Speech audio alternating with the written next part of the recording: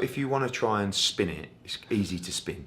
What he said was, he was referring to the fact that fighters now control promoters. And back in his day, there was slave contracts for fighters where... Back in his day? Yeah, that's what he said. Yes, that's what he said. No, absolutely. Where he was the boss and promoters were the boss. Just like Floyd said, the HBO contract was a slave contract that they tried to get him to sign once. So basically, fighters were told what to do. You're fighting him, right? Etc. Now, it doesn't work like that. Now, the fighters have all the control. And that's what he was talking about. So I've even spoken to him. Oh, someone said, he's going, what?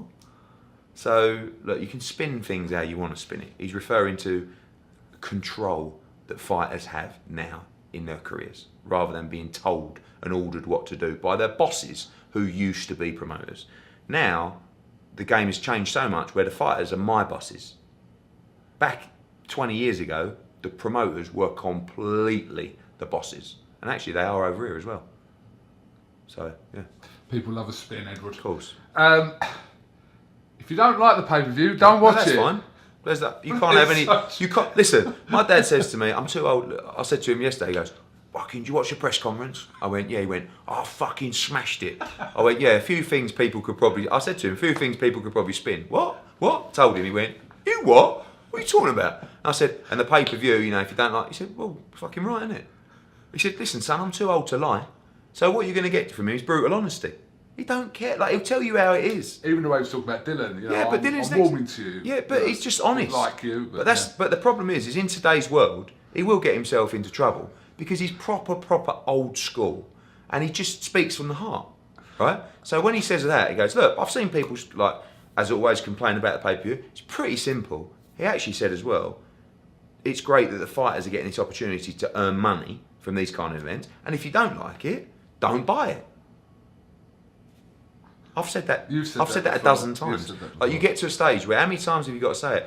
Pay-per-view. What he actually said was, there's no one with a coming around your house saying you've got to buy this pay-per-view. Right? It's up to you. If you think it delivers value for money, buy it. If it doesn't, don't buy it. Tell me a pay-per-view that we've done after Bell You Cleverly. Right? No, but how long ago was Bell You Cleverly? I don't know. 4 years ago. Where we haven't delivered value. Or you really think that you've turned off the TV and gone, that wasn't worth £19.95. And be honest, like, I can't remember one. And once again, on July 20th, as always, Matchroom Track Record, we will deliver a fantastic fight card with a great main event, with Alan Price, and with loads more to come.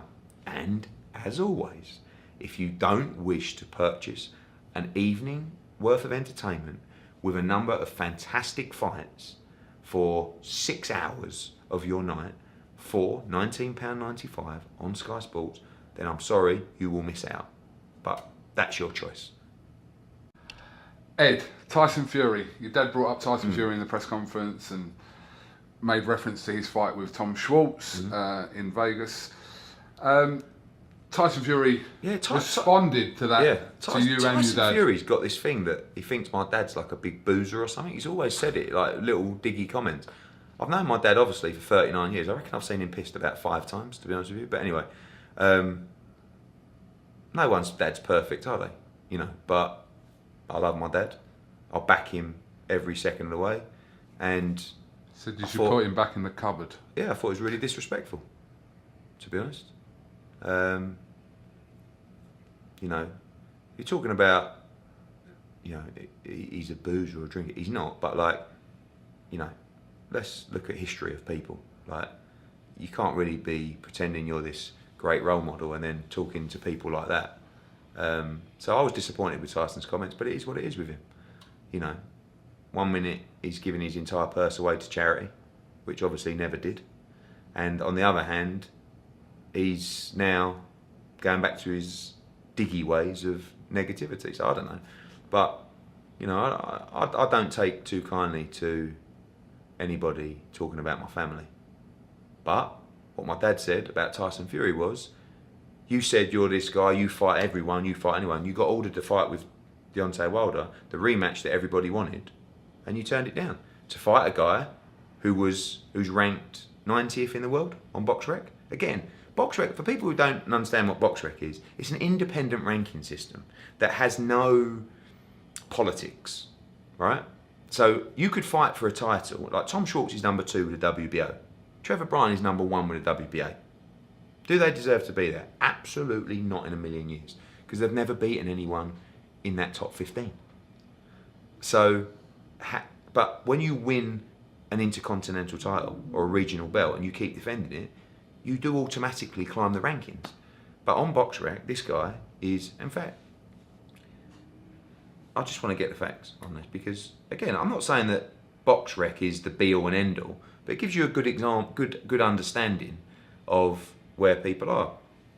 So Tom Schwartz is that they've brought him forward actually. That's interesting. He was 89th. They've brought him up to 37th, but he's the 4th best heavyweight in Germany. Okay, so he is behind Marco Huck, behind Ajit Kiarval, behind Christian Hammer. So he ain't the best. That's all my dad was saying. But it's obviously hit a nerve with Tyson. But again, Tyson does a great job of telling people he's this and he's that. He's turned down the Deontay Wilder rematch. Let's not lose sight of what's happened here. And I understand that because he's making a lot of money. So, you know, but I'm not going to respond and start slacking him off because I can't be bothered with it. Got to stay focused on what we're doing. But I didn't take too kindly to the comments. I didn't feel that he really insulted Tyson Fury. I think he just said, I think you should have taken the Deontay Wilder fight and you're fighting a geezer who's terrible. That's what he said.